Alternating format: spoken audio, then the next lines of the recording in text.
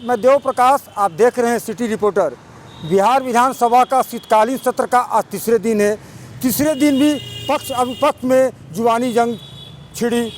NDA के नेताओं का कहना था कि आज बिहार विधानसभा का शीतकालीन सत्र के तीसरे दिन प्रतिपक्ष के नेता तेजस्वी यादव सदन से नदारद हैं।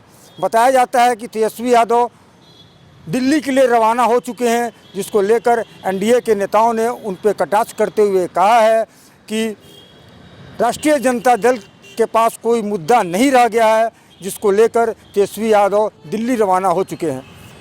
भाजपा के नेताओं ने कहा है कि विपक्ष के पास कोई मुद्दा नहीं है। चुनाव के पहले सिर्फ एक एसआईआर का मुद्दा था, जिसको लेकर जोरदार तरीके से विपक्ष दलों के द्वारा हंगामा किया जा रहा था, लेकिन चुनाव के बाद अभी विपक्ष के पास कोई मुद्दा नहीं बचा है, जिसको लेकर आज तेजस्वी यादव सदन से नदारद हो चुके हैं। इधर राष्ट्रीय जनता दल के मनेर के विधायक भाई वीरेंद्र ने कहा है कि बिहार के मुद्दों को विहीन करते हुए उन्होंने केंद्र सरकार पर कटाक्ष करते हुए कहा है कि पूरे भारतवर्ष में महंगाई बहुत तेज़ी से बढ़ रहा है। केंद्र सरकार को चाहिए इस पे कंट्रोल करना। आम जनता महंगाई के कारण काफ़ी परेशान है।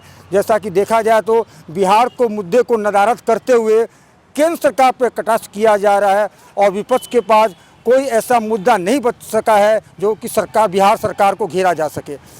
भाई वीरेंद्र ने एक बार फिर कहा कि जिस प्रकार से राजधानी पटना में अतिक्रमण को हटाया जा रहा है, अतिक्रमण को हटाए जाने के पहले उन लोगों को पहले एक जगह को सुनिश्चित किया जाए, तब अतिक्रमण हटाया जाए। और जिस प्रकार से बुलडोजर चलाया जा रहा है वो गलत है। लेकिन भारतीय जनता पार्टी और एनडीए के नेताओं का कहना है कि विपक्ष के पास कोई मुद्दा नहीं रह गया है, सिर्फ बुलडोजर और महंगाई को लेकर केंद्र सरकार का कोसना इनका काम है। और साथ ही साथ भाई वीरेंद्र ने प्रधानमंत्री नरेंद्र मोदी को नसीहत देते हुए कहा है कि बेरोजगारों को आप नौकरी दें। जो पूरे भारतवर्ष में जो नवयुवक बेरोजगार हैं उनको नौकरी देने का केंद्र सरकार काम करे। अब देखा जाए तो बिहार विधानसभा में बिहार का कोई मुद्दे के विषय में उतना आज चर्चाएँ नहीं हुई हैं। अभी भी 2 दिन बिहार विधानसभा शीतकालीन सत्र चलने का आदेश है, जिसमें कि जुबानी जंग चल सकती है।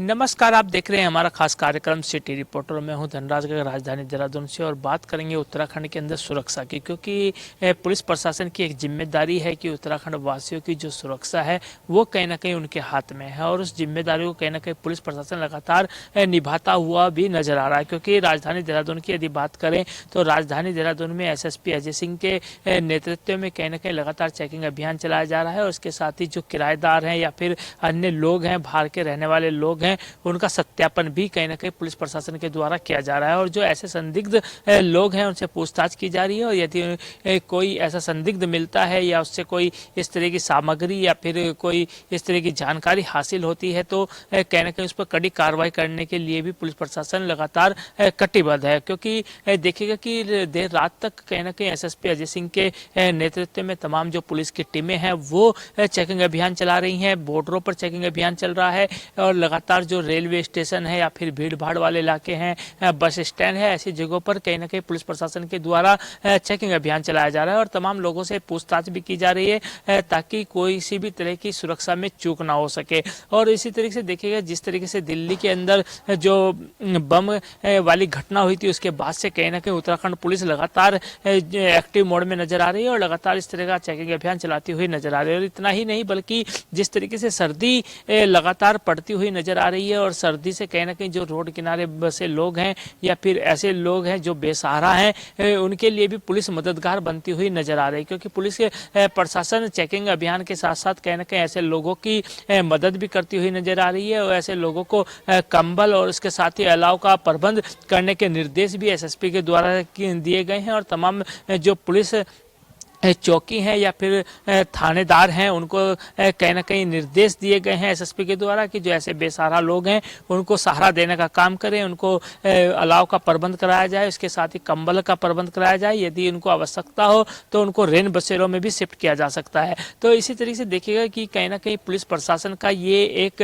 सराहनीय कदम कहीं ना कहीं माना जा रहा है, क्योंकि कहीं ना कहीं इसकी भूरी भूरी प्रशंसा तमाम जनता करती हुई नजर आ रही है। जिस तरीके से पुलिस प्रशासन बेसहारों का सहारा बनती हुई नजर आ रही है, तो कहीं ना कहीं एक मिसाल भी उत्तराखंड के अंदर पुलिस प्रशासन ने कायम की है। कैमरा सहयोगी वीरेंद्र थपलियाल के साथ धनराज गर्ग, JK 24/7 न्यूज, देहरादून।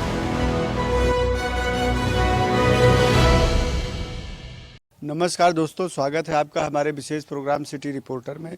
और मैं देहरादून से धीरेन्द्र प्रताप सिंह आपके सामने हाजिर हूँ बड़ी खबर लेकर के। उत्तराखंड के हल्द्वानी स्थित बनभूलपुरा रेलवे भूमि की अतिक्रमण मामले को लेकर राज्य में सियासत काफ़ी गर्म है। एक तरफ जहां मामला सुप्रीम कोर्ट के दरवाजे पर है, वहां से कभी भी बनभूलपुरा के अतिक्रमण को लेकर के बड़ा फैसला आ सकता है, वहीं राज्य में पक्ष और विपक्ष इस पे सियासत करते हुए दिखाई दे रहे हैं। एक तरफ जहां मुख्यमंत्री पुष्कर सिंह धामी ने बनभूलपुरा में अतिक्रमण को अवैध बताया और कहा है कि इस तरह के अतिक्रमण को जो भी माननीय न्यायालय का फैसला आएगा उसके आलोक में देखा जाएगा। उन्होंने कहा कि कानून एवं व्यवस्था से कोई खिलवाड़ पसंद नहीं होगा। इसके साथ ही मुख्यमंत्री ने यह भी कहा है कि जिस तरह से बनभूलपुरा में अवैध अतिक्रमण रेलवे की जमीन पे किया गया है, उसकी वजह से रेलवे की अवस्थापना सुविधाएं वहाँ पे नहीं विकसित हो पा रही हैं। उसके लिए यह जरूरी है कि उस अतिक्रमण को खाली कराया जाए। उन्होंने कहा कि उनकी सरकार इस ऐसे अतिक्रमण के खिलाफ कार्रवाई करती रहेगी। साथ ही जो अवैध तरीके से राज्य में घुसपैठ कर रहे हैं उनके खिलाफ भी सरकार बहुत तेजी से काम कर रही है और उनको यहाँ से बाहर निकाला जाएगा। दूसरी तरफ कांग्रेस नेताओं का कहना है कि बनभूलपुरा के मामले में लंबे समय से लोग वहाँ पे रह रहे हैं, इसको मानवीय दृष्टि से नहीं देखा जा रहा है। जबकि बीजेपी ने भी इस पे कड़ी प्रतिक्रिया जताई है और कहा है कि जिस तरह से हल्द्वानी के विधायक सुमित हृदयेश इस मामले को लेकर के सुप्रीम कोर्ट में सक्रिय हैं, उससे कांग्रेस का नज़रिया पता चलता है कि उनको विकास कार्यों से कोई मतलब नहीं है, उनको तुष्टीकरण ज़्यादा जरूरी है। अब देखने वाली बात यह होगी कि माननीय सुप्रीम कोर्ट इस मामले में क्या फैसला देता है, लेकिन राज्य सरकार ने कानून एवं व्यवस्था की स्थिति को बनाए रखने के लिए कड़ी व्यवस्था की है। फैसला आने के बाद कोई दिक्कत न हो, किसी तरह का वहाँ तनाव या कोई दंगा फसाद न हो, इसका पूरा ध्यान रखा जा रहा है। मुख्यमंत्री की सख्ती को देखते हुए प्रशासन भी अलर्ट मोड पे है और बनभूलपुरा में अगर कोई ऐसा फैसला आता है कि अतिक्रमण को तत्काल हटाया जाए तो सरकार पूरी तरह से उस अतिक्रमण को बहुत तेज गति से हटा देगी। अब देखने वाली बात ये होगी कि इस मामले में क्या फैसला आता है और उसके बाद क्या स्थिति बनती है। लेकिन निश्चित ही अगर इस अतिक्रमण को हटाया जाता है तो राज्य में इस तरह के अवैध अतिक्रमण करने वालों के खिलाफ एक बड़ा मैसेज जाएगा। कैमरा सहयोगी वीरेंद्र थपलियाल के साथ JK 24/7 के लिए देहरादून से धीरेन्द्र प्रताप सिंह।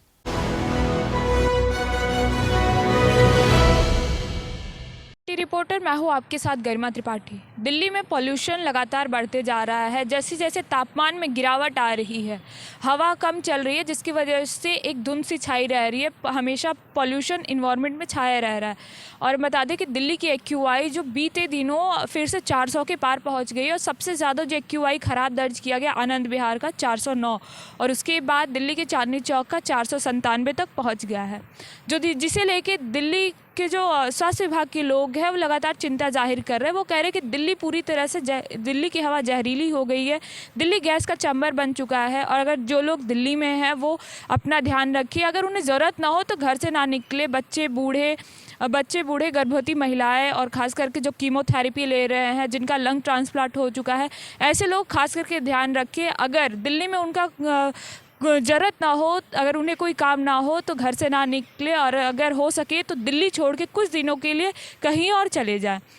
इसे लेके हम बता दें कि राजनीतिक पार्टियां जो विपक्ष में है वो भी लगातार हमलावर हो रही है, क्योंकि जिस तरह से ग्रैब 3 को हटाया गया और ग्रैब 2 के नियमों को सख्ती से लागू किया गया, इसका जो अभी तक ग्राउंड लेवल पे कोई भी गाइडलाइन दिखाई नहीं दे रहा है, सरकार की सख्ती नहीं दिखाई दे रही, क्योंकि सरकार ग्रैब 3 हटाने से पहले कही थी कि ग्रैब 2 के नियमों को बहुत सख्ती से लागू किया जाएगा, इसको लगातार मॉनिटरिंग की जाएगी और हमारे जो अफसर है वो लोगों पे कार्रवाई भी करेंगे अगर उसका उल्लंघन किया जाता है। लेकिन उस तरह के नियम अभी तक ग्राउंड लेवल पे नहीं दिखाए जा रहे, जिसे लेकर विपक्ष लगातार कह रही है सरकार क्या कदम उठा रही है पॉल्यूशन को लेके, क्योंकि दिल्ली की हवा पूरी तरह से जहरीली हो गई है, अभी तक दिखाई नहीं दे रही है सरकार के कदम। वहीं आम आदमी पार्टी का कहना है कि दिल्ली की जो सरकार है दिल्ली की जनता के स्वास्थ्य के साथ लगातार खिलवाड़ कर रही है।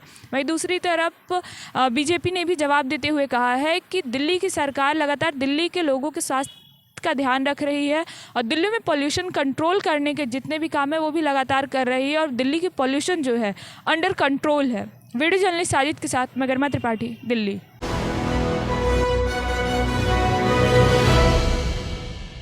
देश के प्रधानमंत्री नरेंद्र मोदी 25 दिसंबर को राजधानी लखनऊ आएंगे। राजधानी लखनऊ के इस दौरे पर विशेष तौर पर अटल बिहारी वाजपेयी की जयंती पर अटल प्रेरणा स्थल जो कि IIM रोड पर स्थापित किया जा रहा है उसका उद्घाटन करेंगे। तकरीबन 52 एकड़ की ज़मीन पर बना ये प्रेरणा स्थल कमल के फूल की तरह होगा। विशेषकर भारतीय जनता पार्टी के चुनाव चिन्ह का जो निशान है उस कमल के फूल की पंखड़ियों के आधार पर इस प्रेरणा स्थल को बनाया गया है। पंडित दीनदयाल उपाध्याय से लेकर के अटल बिहारी वाजपेयी तक के सभी मोमेंटो स्टैचू वहाँ पर विराजमान किए गए हैं। देश के प्रधानमंत्री का ये दौरा होगा जिसमें देश के प्रधानमंत्री नरेंद्र मोदी इस प्रेरणा स्थल का उद्घाटन करेंगे। बड़ी बात यह है कि उत्तर प्रदेश के मुख्यमंत्री योगी आदित्यनाथ के साथ साथ कैबिनेट के वो तमाम लोग इस प्रेरणा स्थल के उद्घाटन पर मौजूद रहेंगे। 2027 से ठीक पहले अटल बिहारी वाजपेयी की याद और अटल बिहारी वाजपेयी के इस प्रेरणा स्थल को जनता को सौंपने का कार्य अपने आप में कहीं ना कहीं ये दर्शाता है कि 27 के चुनाव से पहले आम जनता को जो योजनाएं देनी है सरकार उनको लेकर के स्पष्ट है।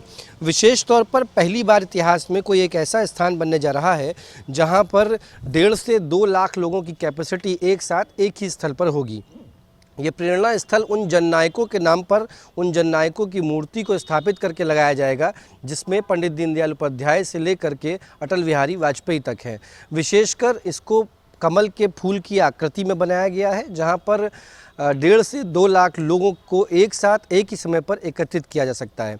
जाहिर है कि भारतीय जनता पार्टी इस कार्यक्रम को एक इवेंट के तौर पर करेगी और राजधानी लखनऊ वासियों को सौंपने का कार्य करेगी। वीडियो जर्नलिस्ट किशन के साथ गौरव पांडे, JK 24/7 न्यूज़, लखनऊ।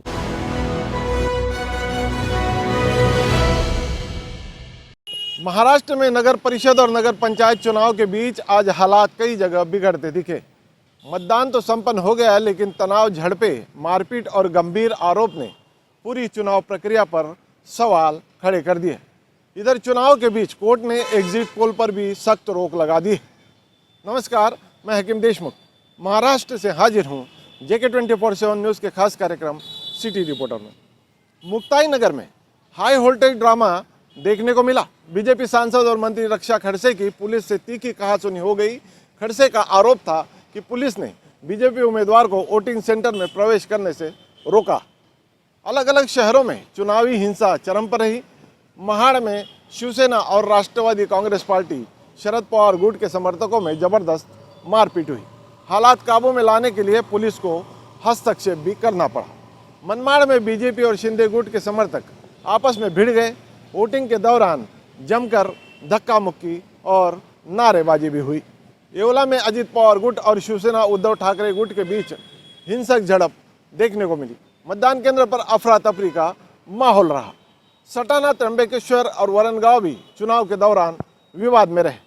सटाना मतदान केंद्र के ठीक बाहर 2 गुटों में टकराव देखने को मिला। पुलिस को दोनों पक्षों को हटाकर व्यवस्था बहाल करनी पड़ी। त्र्यंबकेश्वर की बात करते तो यहाँ पुलिस और उम्मीदवार प्रतिनिधियों में कहासुनी हुई। आरोप था कि पुलिस ने कुछ प्रतिनिधियों को अंदर जाने से रोक दिया था। वरणगांव में एक चुनाव कर्मचारी पर वोटर्स को कमल का बटन दबाने के लिए कहने का आरोप लगाया गया। राजनीतिक दलों ने इसे सीधे आचार संहिता का उल्लंघन बताया है। हिंगोली के कलमनूरी में शिंदे गुट के विधायक संतोष बांगर मतदान केंद्र के अंदर जाकर बयानबाजी करने लगे। उन पर मतदान गोपनीयता भंग करने और आचार संहिता उल्लंघन के आरोप लगे। पुलिस में एफआईआर भी हुई है। इन तमाम विवादों के बीच बॉम्बे हाईकोर्ट की नागपुर पीठ ने एक बड़ा आदेश दिया है। 20 दिसंबर तक किसी भी तरह का एग्जिट पोल, अनुमान, रुझान या सीटों का आकलन, सब पर रोक लगा दी है। कोर्ट का कहना है कि पहले चरण के नतीजे अगर जारी हुए तो 20 दिसंबर के मतदान पर असर पड़ेगा, इसलिए सभी नतीजे 21 दिसंबर को एक साथ घोषित किए जाएंगे। तो कुल मिलाकर महाराष्ट्र का यह निकाय चुनाव हिंसा, आरोप प्रत्यारोप और कानूनी आदेशों के बीच आगे बढ़ रहा है। अब सभी की नज़रें 20 दिसंबर के मतदान और 21 दिसंबर के संयुक्त नतीजों पर होगी। वीडियो जर्नलिस्ट सोहेल सैयद के साथ मैं हकीम देशमुख।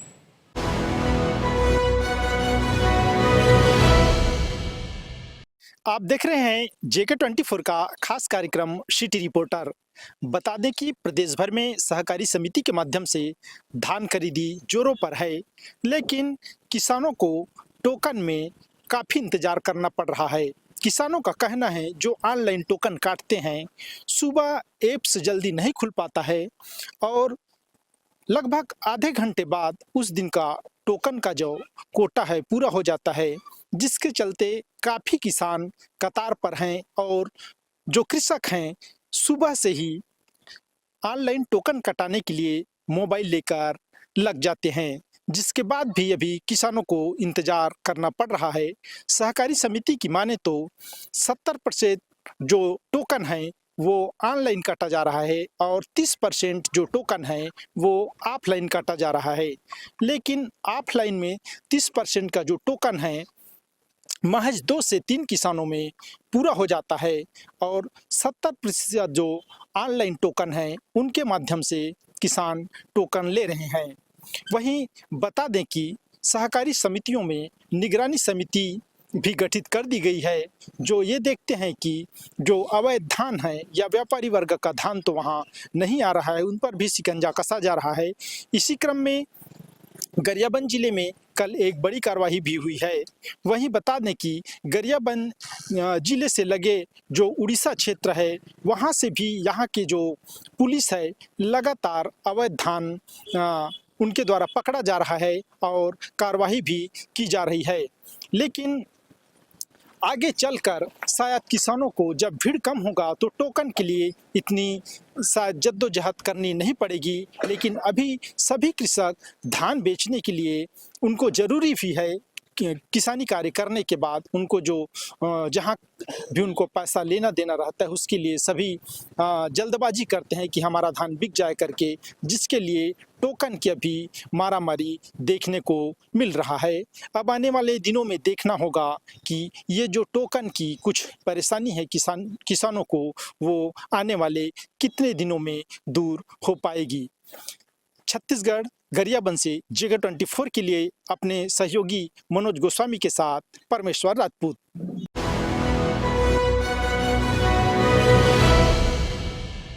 लखनऊ में परसों संगठन और आरएसएस के बीच में, जिसमें मुख्यमंत्री भी मौजूद थे, मीटिंग हुई, जिसमें संगठन को लेकर 2027 के विधानसभा के चुनाव को लेकर आपसी बैठक हुई और ये तय किया गया कि आखिरकार किस रणनीति के तहत 2027 की विधानसभा के चुनाव में भारतीय जनता पार्टी जाए।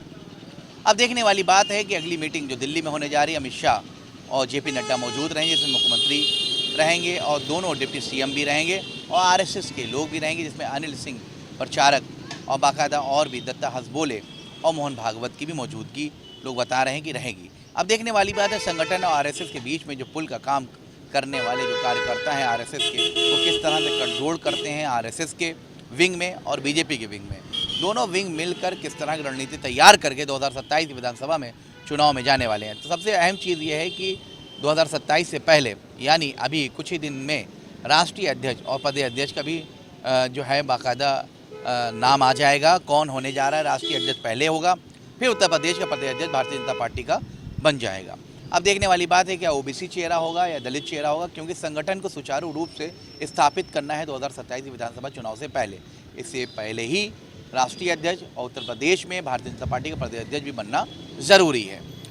योगी आदित्यनाथ किसी और को चाहते हैं, डिप्टी CM केशव प्रसाद मौर्य किसी और को चाहते हैं प्रदेश अध्यक्ष। अब देखने वाली बात है कि RSS कार्यकर्ता, नेता, सांसद, विधायक और मुख्यमंत्री और दोनों डिप्टी सीएम इनमें अगली मीटिंग दिल्ली में अमित शाह और जेपी नड्डा के सामने होने जा रही है। वहीं पे असल रणनीति भी तय होगी और वहीं पे असल चेहरा भी प्रदेश और राष्ट्रीय अध्यक्ष का तय हो जाएगा। कैमरा किशन के साथ रजाबाद, लखनऊ, जेके न्यूज़।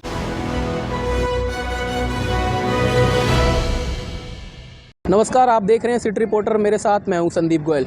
फरीदाबाद की अल्फला यूनिवर्सिटी में लगातार जिस तरह से जांच आगे बढ़ रही है, लगातार जो एनआईए या अन्य जांच एजेंसियां हैं वो अल्फला यूनिवर्सिटी पहुंच रही हैं और जांच को आगे बढ़ाया जा रहा है।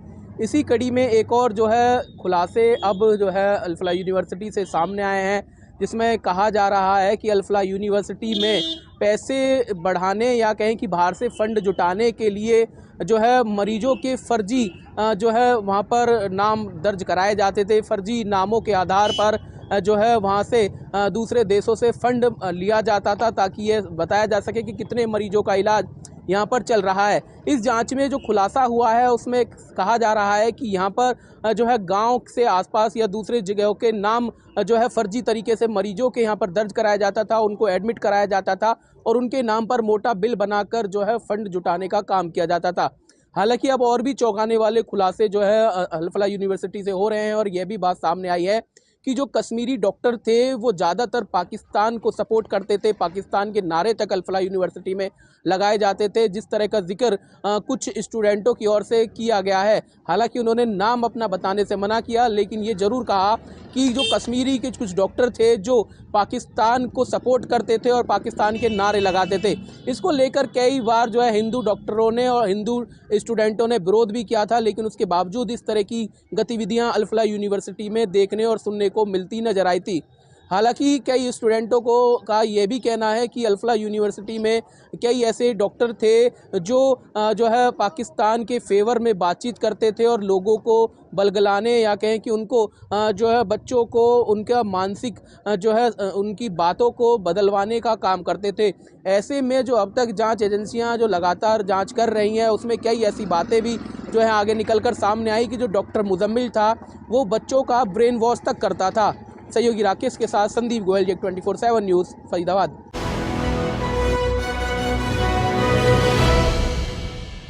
राजधानी लखनऊ के जानकीपुरम थाना क्षेत्र के अंतर्गत 74 वर्षीय महिला की डेड बॉडी उसके मकान में पाई गई। हालांकि मौके पर घटनास्थल पर अधिकारियों ने निरीक्षण किया और कहीं ना कहीं जो स्थानीय लोग हैं उनका ये कहना है कि लूट के इरादे से आए बदमाशों ने 74 वर्षीय महिला की हत्या कर दी। पूरे मामले को लेकर अधिकारी लगातार कहीं ना कहीं छानबीन और जांच की दिशा को आगे बढ़ाने की बात कह रहे हैं। हालांकि पूरे मामले को लेकर जिस तरह से महिला की डेड बॉडी को लेकर जो विधिक कार्रवाई है वो पुलिस के विभाग के द्वारा की जा रही है, साथ ही साथ कहीं ना कहीं इस हत्या से लखनऊ पुलिस पर भी सवाल खड़े हुए हैं। जिस तरह से लगातार अधिकारी इस बात के दावा करते हैं कि 24 घंटे पुलिस भ्रमणशील है, गश्त की जा रही है, तो कहीं ना कहीं इस तरह की घटनाओं से एक बात सवाल जरूर खड़े होते हैं कि जो दावे अधिकारियों द्वारा किए जाते हैं उन दावों की पोल खुल गई है।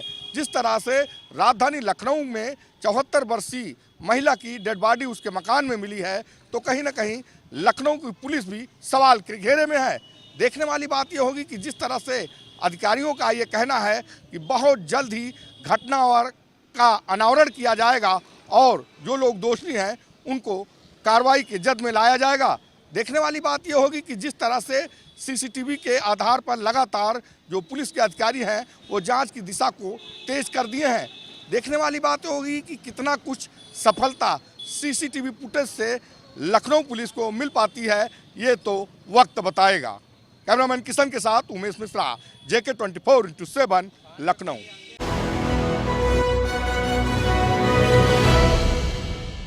नमस्कार, आप देख रहे हैं हमारा खास कार्यक्रम सिटी रिपोर्टर। मैं हूं विजेंद्र सिंह, उत्तर प्रदेश के जनपद संभल से। बात करेंगे संभल में सबसे बड़ी खबर की। जनपद संभल के 2 अलग अलग थाना क्षेत्र में दिल को दहलाने वाली जो घटनाएं हैं वो सामने आई हैं और घटनाएं परिवार से जुड़ी हुई हैं। आपको बता दें, जनपद संभल में एक जगह युवती ने, जो 18 वर्षीय युवती थी, मां की डांट से क्षुब्ध होकर जहरीला पदार्थ खाकर मौत को गले लगा लिया। वहीं दूसरी जगह जो दूसरे क्षेत्र में घटना हुई है उसमें 17 वर्षीय छात्र जो किशोर था, उसने माँ बाप की डांट से क्षुब्ध होकर फांसी के फंदे पर झूल गया और मौत का रास्ता चुन लिया। दोनों घटनाओं ने ना कि परिवार के लोग सकते में आए, बल्कि समाज के लोग भी दहशत में हैं, क्योंकि वो अपने जिगर के टुकड़े, जो उनकी औलाद है, जो उनका भविष्य है, उसको सही रास्ते पर लाने के लिए अगर वो डांटते हैं तो 100 बार सोचेंगे, 100 बार विचार करना पड़ेगा, कहीं ऐसा ना हो उनका लाडला या उनकी लाडली उनके कुछ कहने से मौत को गले लगा ले। पहली जो घटना है वो थाना असमोली क्षेत्र की है, जहां एक 18 वर्षीय युवती ने मां की डांट से क्षुब्ध होकर जहरीला पदार्थ खा लिया। कमरे में जाकर बेसुध हो गई। जब कुछ देर तक आहट नहीं आई तो परिवार के लोग कमरे में दाखिल हुए, देखा तो बेटी बेसुध पड़ी है। बेटी ने जहरीला पदार्थ खाना स्वीकार किया। परिजन मुरादाबाद अस्पताल लेकर पहुंचे, जहां युवती ने उपचार के दौरान दम तोड़ दिया। हालांकि सूचना पर पुलिस पहुंची। पुलिस से परिजनों ने पोस्टमार्टम कराने के लिए इनकार कर दिया और अंतिम संस्कार कर दिया। वहीं दूसरी घटना आपको बता दें, थाना जुनावी क्षेत्र की है, जहां 17 वर्षीय छात्र किशोर को माँ बाप ने डांट दिया। किशोर अपने कमरे का गेट कुंडी लगाकर और फांसी का फंदा डालकर उस पर झूल गया और मौत को गले लगा लिया। हालांकि परिजनों ने बिना पुलिस को सूचना दिए उसका अंतिम संस्कार कर दिया। कहीं ना कहीं ये दोनों जो घटनाएं हैं वो माँ बाप को नहीं बल्कि पूरे समाज को चिंता में डालने वाली है। समाज के जो युवा और युवतियां हैं उनको समझना होगा, संभल कर चलना होगा। मैं अपने सहयोगी कैमरामैन के साथ विजय सिंह, JK 24/7 न्यूज, जनपद संभल।